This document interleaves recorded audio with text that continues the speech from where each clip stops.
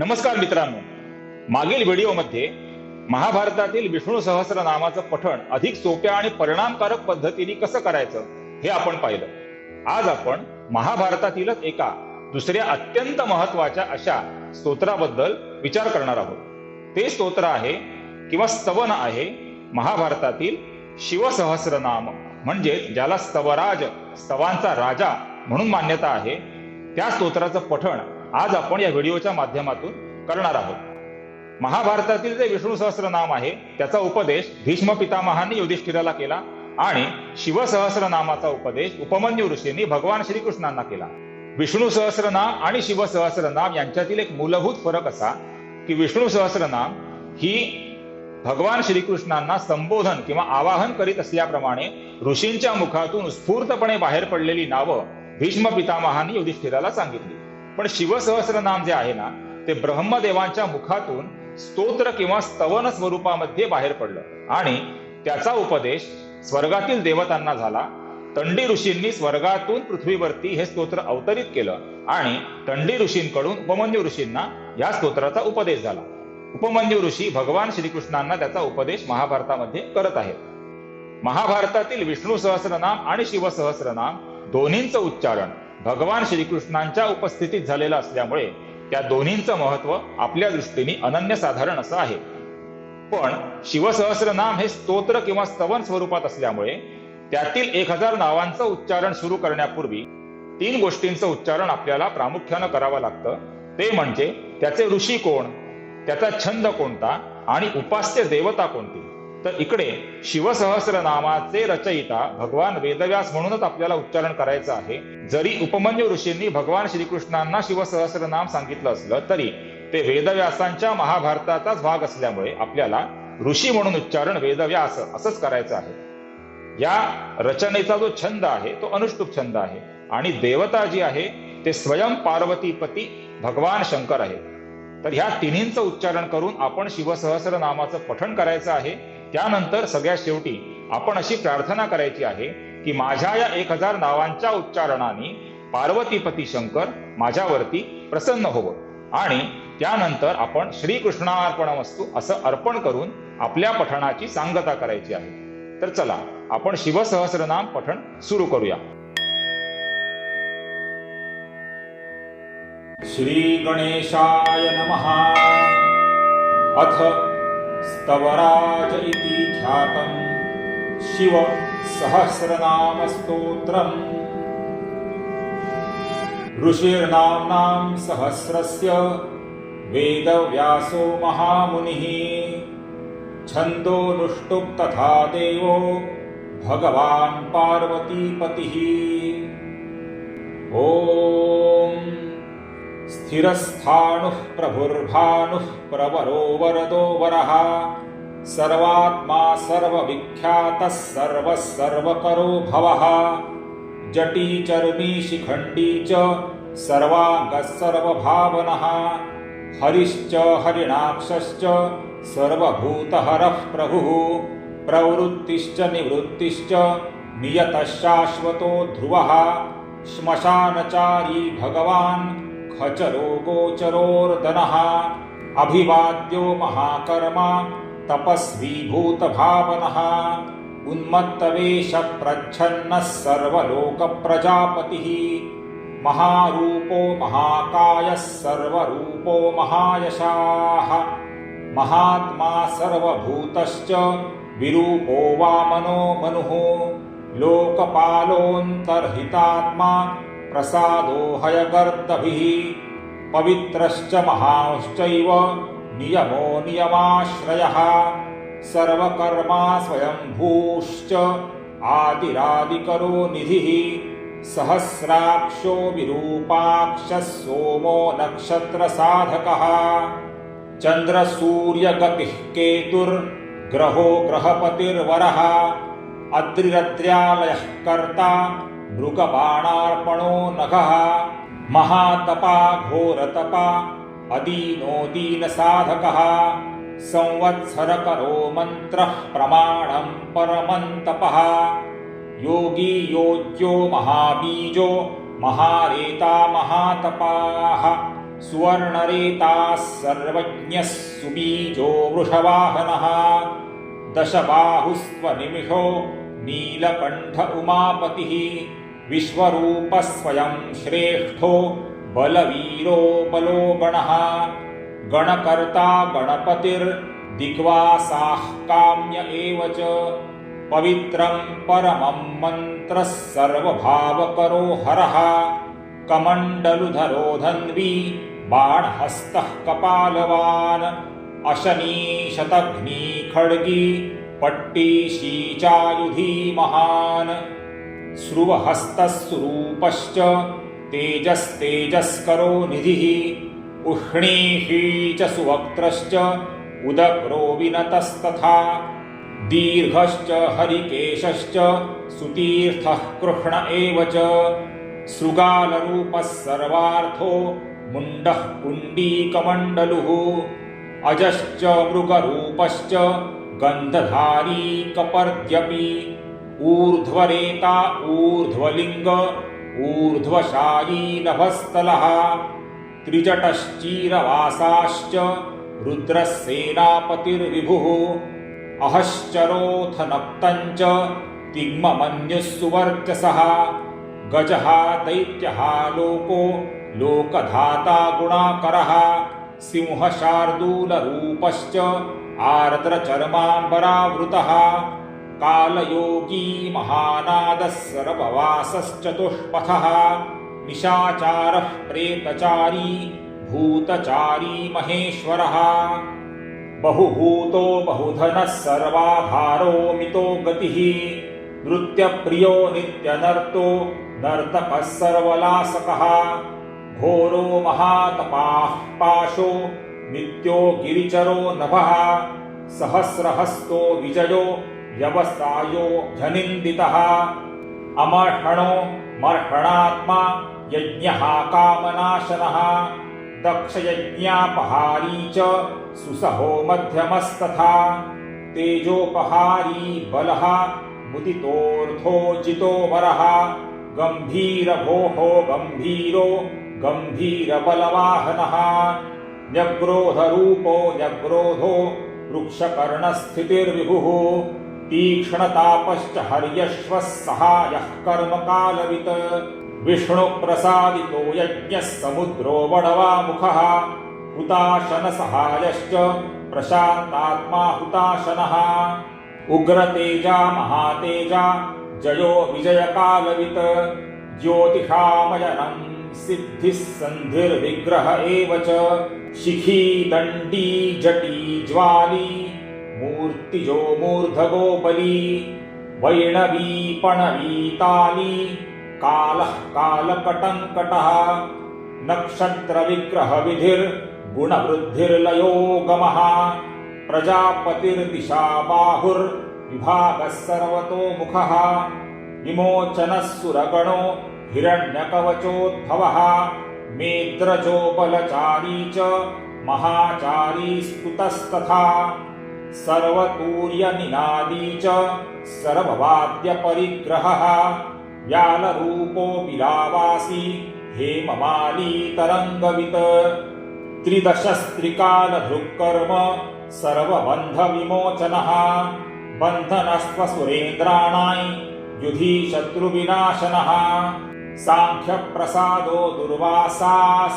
सर्वसाधुनिषेवितः प्रस्कन्दनो विभागश्च अतुल्यो यज्ञभागवित् सर्वावासः सर्वचारी दुर्वासावासवो मरः haemo हेमकरो यज्ञः सर्वधारी धरोत्तमः लोहिताक्षो महाक्षश्च विजयाक्षो विशारदः संग्रहो निग्रहः कर्ता सर्पचीरनिवासनः मुख्यो मुख्यश्च देहश्च देहर्धिः सर्वकामदः सर्वकालप्रसादश्च सुबलो बलरूपधृक् आकाशनिधिरूपश्च निपाती उरगः खगः रौद्ररूपंशुरादित्यो वरसुष्मिः सुवर्चसी वसुवेगो महावेगो मनोवेगो निशाचरः सर्वावासी श्रियावासी उपदेशकरो हरः मुनिरात्मपतिर्लोके सम्भोजश्च सहस्रदः पक्षी च पक्षिरूपी च अतिदीप्तो दिशाम्पतिः उन्मादो मदनाकारो अर्थार्थकररोमशः वामदेवश्च वामश्च प्राक्दक्षिण्यश्च वामनः सिद्धयोगापहारी च सिद्धः सर्वार्थसाधकः भिक्षुश्च भिक्षुरूपश्च विषाणी मृदुरव्ययः महासेनो विशाखश्च षष्ठिभागो गवाम्पतिः वज्रहस्तश्च विष्कम्भी चमूस्तम्भन एव च ऋतुर्ऋतुकरः कालो मधुर्मधुकरो चलः वानस्पत्यो वाजसेनो नित्यमाश्रमपूजितः ब्रह्मचारी लोकचारी सर्वचारी सुचारवित्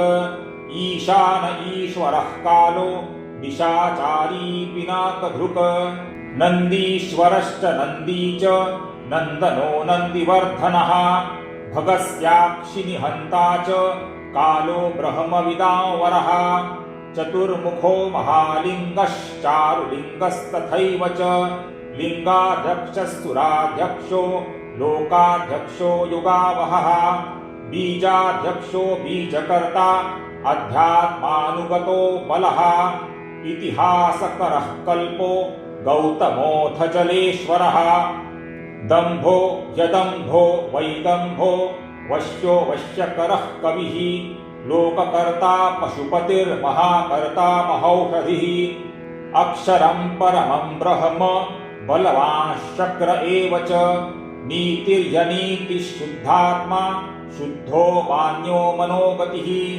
बहुप्रसादस्वपनो दर्पणोऽथत्वमित्रजित् वेदकारः सूत्रकारो विद्वान् समरमर्दनः महामेघनिवासी च महाघोरो वशीकरः अग्निज्वालो महाज्वालो अतिधूम्रोहुतो हविः वृषणः शङ्करो नित्यो वर्चस्वी धूमकेतनः नीलस्तथाङ्गलुब्धश्च शोभनो निरवग्रहः स्वस्तिदस्वस्तिभावश्च भागी भागकरो लघुः उत्सङ्गश्च महाङ्गश्च महागर्भः परो युवा कृष्णवर्णः सुवर्णश्च इन्द्रियः सर्वदेहिनां महापादो महाहस्तो महाकायो महायशाः महामूर्धा महामात्रो महानेत्रो दिगालयः महादन्तो महाकर्णो महामेढ्रो महाहनुः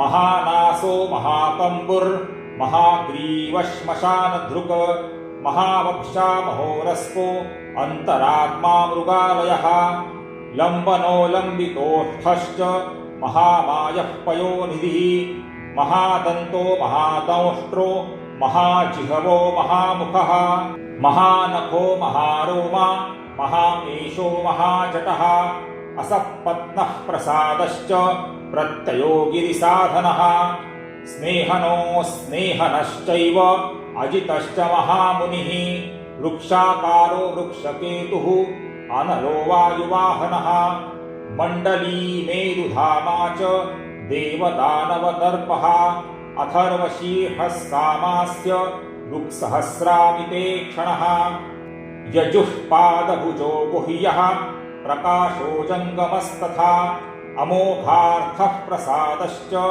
अभिगम्य सुदर्शनः उपहारप्रियः शर्वः कनकः काञ्चनस्थिरः नाभिर्नन्दिकरो भाव्यः पुष्करस्थपतिस्थिरः द्वादशस्त्रासनश्चाद्यो यज्ञो यज्ञसमाहितः नक्तं कलिश्च कालश्च मकरः कालपूजितः सगणो गणकारश्च भूतभावनसारथिः भस्मशायी भस्मगोप्ता भस्मभूतस्तरुर्गणः अगणश्चैव लोपश्च महात्मा सर्वपूजितः शङ्कुस्त्रिशङ्कुः सम्पन्नः शुचिर्भूतनिषेवितः आश्रमस्थः कपोतस्थो विश्वकर्मापतिर्वरः शाखो विशाखस्ताम्रोष्ठो ह्यम्बुजालः सुनिश्चयः कपिलो कपिलः शूर आयुश्चैव परोपरः गन्धर्वो यदि तिस्तार्क्ष्यस्विज्ञेयः सुसारथिः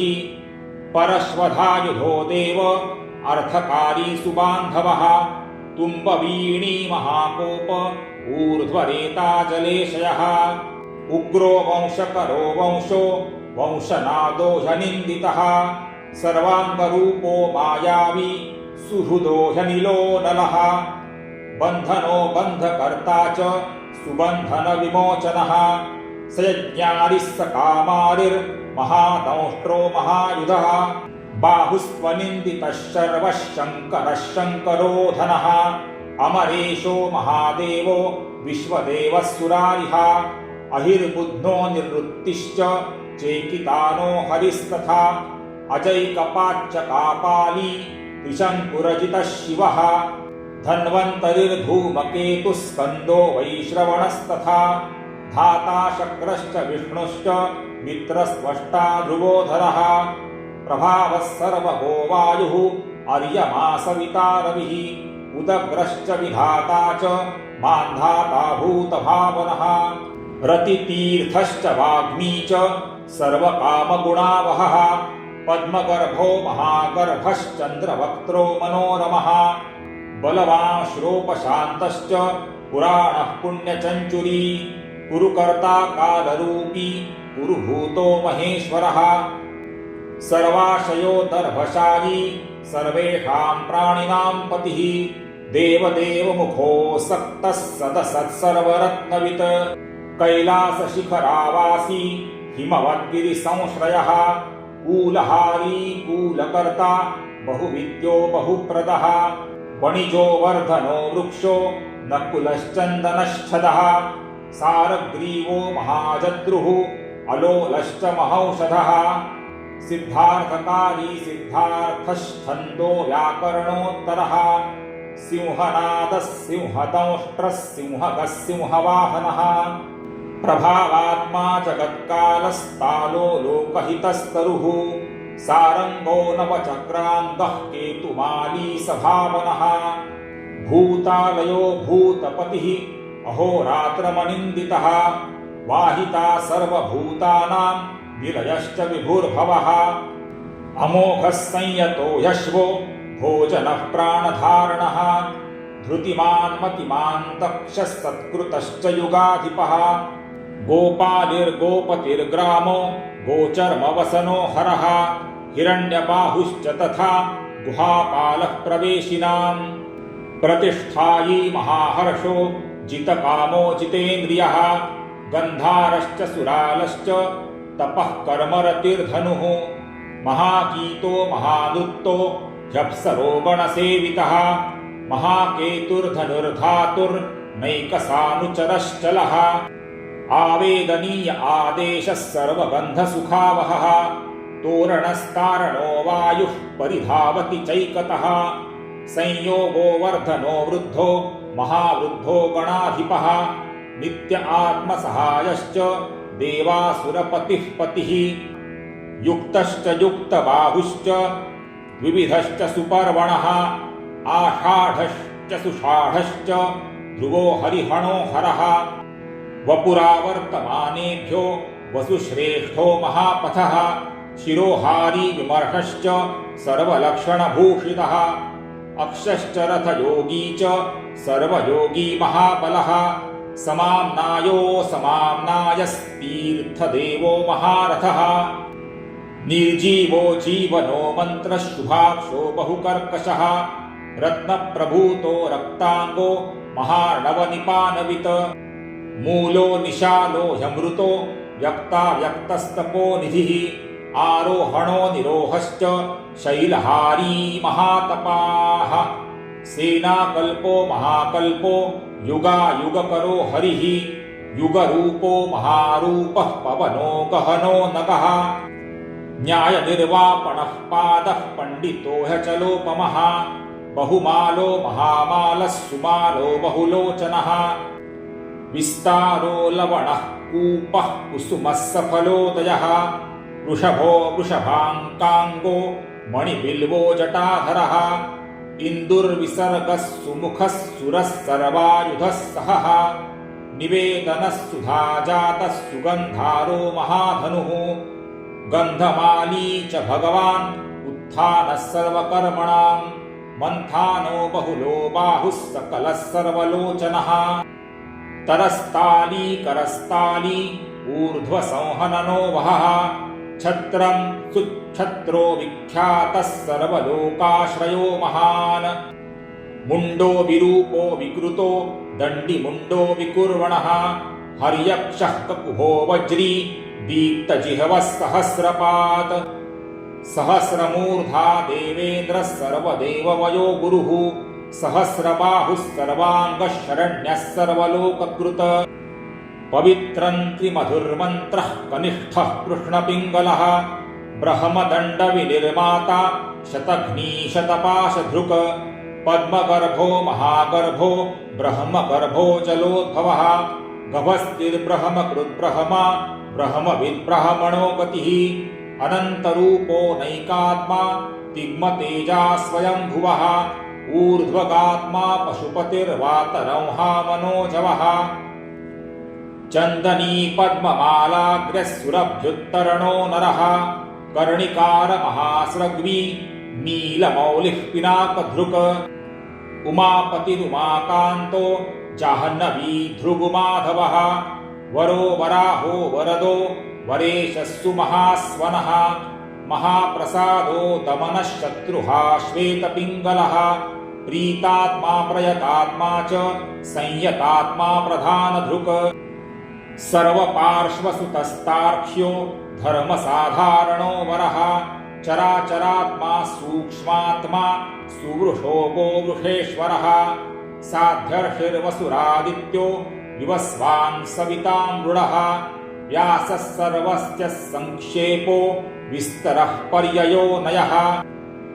ऋतुः संवत्सरो मासः पक्षः संख्यासमापनः कला काष्ठालवो मात्रा मुहूर्तो हक्षपाक्षणाः विश्वक्षेत्रं प्रजाबीजं लिङ्गमाद्यस्त्वनिन्दितः सदसद्व्यक्तमव्यक्तं पिता माता पितामहः स्वर्गद्वारं प्रजाद्वारं मोक्षद्वारं त्रिविष्टपं निर्वाणं ह्लादनं चैव ब्रह्मलोकः परागतिः देवासुरविनिर्माता देवासुरपरायणः देवासुरगुरुर्देवो देवासुरनमस्कृतः देवासुरमहामात्रो देवासुरगणाश्रयः देवासुरगणाध्यक्षो देवासुरगणाग्रणीः देवातिदेवो देवर्षिर्देवासुरवरप्रदः देवासुरेश्वरो देवो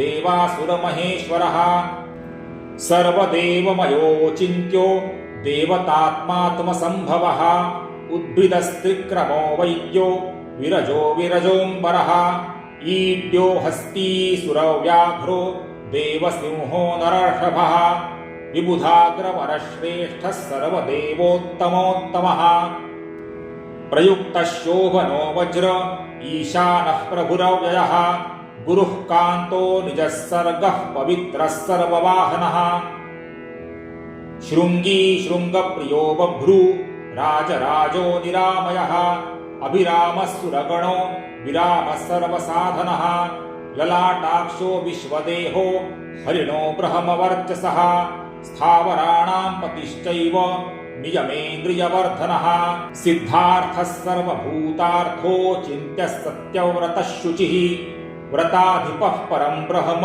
मुक्तानां परमागतिः विमुक्तो मुक्ततेजाश्च श्रीमान् श्रीवर्धनो जगत् श्रीमान् श्रीवर्धनो जगत् ॐ नमः इति पार्वतीपतिः मह्यं प्रसीदतु श्रीकृष्णा